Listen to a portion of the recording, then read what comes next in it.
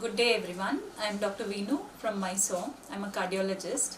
I find special interest always in talking about hypertension. Why is this so? Especially in India, when we look at hypertension, the prevalence is increasing. So when we look at the latest studies in India, the men who are less than 50 years, the prevalence is almost 18.8%. And if you look at women, it is around 8%, 8.8% is what they say, in women less than 55 years. So if we look at more data at district level when they have studied, they say even up to 20% or 25% is the prevalence of hypertension among men and women. So this burden is huge. Why it is huge? Because hypertension per se is not just about the high blood pressure. It causes a lot of problems in the future. So we have a lot of young hypertensives who are undetected. And the load of hypertension, when it is so high, it leads to a lot of diseases in the future. What are the diseases we are looking at?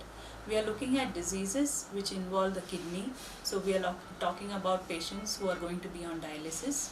We are talking about patients who have heart disease. Either they come with heart attack or they are going to require care with respect to the heart.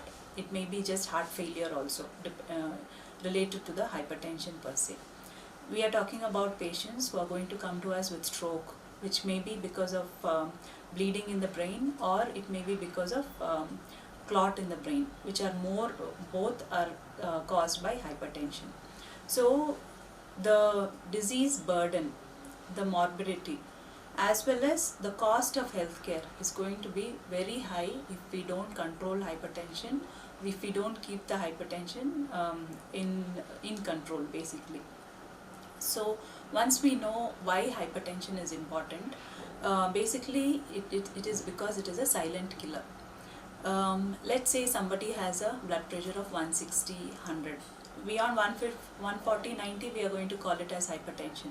But if somebody has a blood pressure of 160, 100, they are already having kidney damage, they are already having heart damage, they are already having blood vessel damage which can lead to stroke.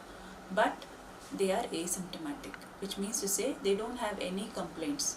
They are not aware that their blood pressure is 160, 100. When do they become symptomatic? They become symptomatic when their blood pressure goes beyond 180 or 200.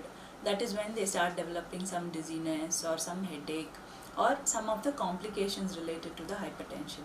Or we are going to detect these patients when they have already damaged their kidneys, their heart or their brains. So that is why we call it as a silent killer, and that is there is a definite need for all of us to check our blood pressure once in a while whenever we get a chance. It need not be age related. It does not mean that only after your 40 years you check your blood pressure, only after your 50 years you check your blood pressure. It has to be checked as and when you get a chance. Take that extra effort to check everybody's blood pressure to see that it is within control. That is one thing. The other aspect is the increasing prevalence of hypertension in India. Why does the increasing trend happen? That is because the lifestyle has changed. There was a time when Indians were working hard all the time in the field, or having heavy labor to do. But nowadays all of us are seated in one place and we do our work from where we sit. So the sedentary lifestyle has set in. But our eating habits has also changed. We are into eating a lot of carbohydrates which generate a lot of fat. So stress is also very high. So all this, the sedentary lifestyle, the change in diet and the stress pattern, all these three have led to what is called as metabolic syndrome, wherein hypertension is a part of it. So most of them are obese nowadays, sedentary lifestyle and blood pressure is high. So these things have to be changed from a younger age so that we prevent hypertension first thing, and if there is already hypertension, we need to take care of it and stop it from getting worse.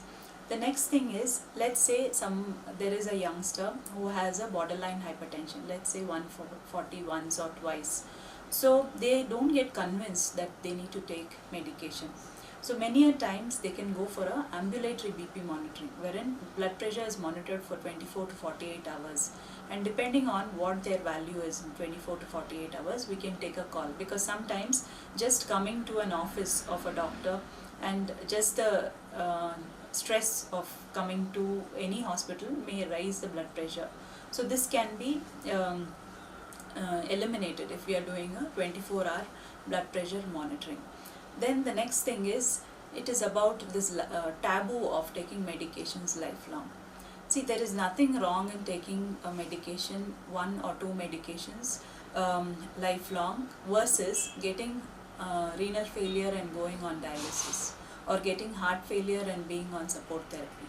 So all these can be prevented with just one or two medications, and it is important for people to understand this. So that's the reason why this taboo of taking tablets have to be changed.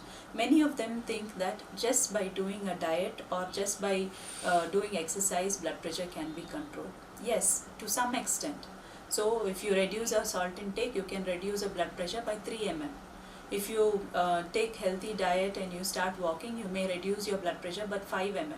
So if someone's blood pressure is 160/100, it may come down to 150/100, which is not a big deal. So if you want a double-digit reduction in blood pressure, that has to be done with medication also. So anybody who has hypertension has to take care of all these three aspects, that is diet, exercise, and also medication needs to be started as per the physician advice and also followed.